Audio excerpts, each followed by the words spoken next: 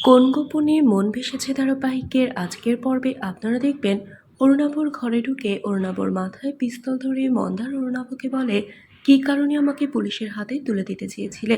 এদিকে মন্দার ঘরের দরজা বন্ধ করে অরুণাভর সাথে ঝামেলা করছে দেখে রোহিণী ও শ্যামলী বারবার মন্দারকে বলে যে ঘরের দরজা খুলে দিতে।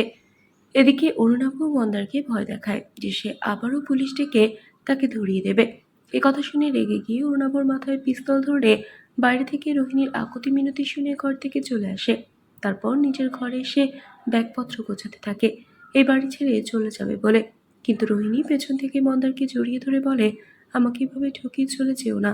কিন্তু রোহিণীর কোনো কথাই শুনে না মন্দার। এদিকে অপরাজিতার ধাক্কায় সেই গুলি লাগা জায়গায় আবারও ব্যথা পায় শ্যামলী, আর সেখান থেকে ব্লাড বের হলে অনি নিজে শ্যামলীকে ঔষধ দিয়ে সেবা করতে থাকে। এদিকে রোহিণী মন্দারকে জড়িয়ে ধরায় রোহিণীকে বকাঝকা করে মন্দারকে এ বাড়ি থেকে চলে যেতে বলে অপরাজিতা। শ্যামলী মন্দারকে আটকানোর চেষ্টা করেও আটকাতে পারে না। তারপর বাড়ির কারো কোনো কথা না শুনে জোড়াবাড়ি থেকে চলে যায় মন্দার। তাহলে কি এবার মন্দার বাড়ি থেকে চলে যাওয়ায় শ্যামলী ও রোহিণীর অনুরোধে মন্দারকে আবারও বাড়িতে ফিরিয়ে নিয়ে আসবে অনি? বন্ধুরা, আজকের পর্ব নিয়ে আপনাদের কি মতামত জানিয়ে দিন কমেন্ট করে।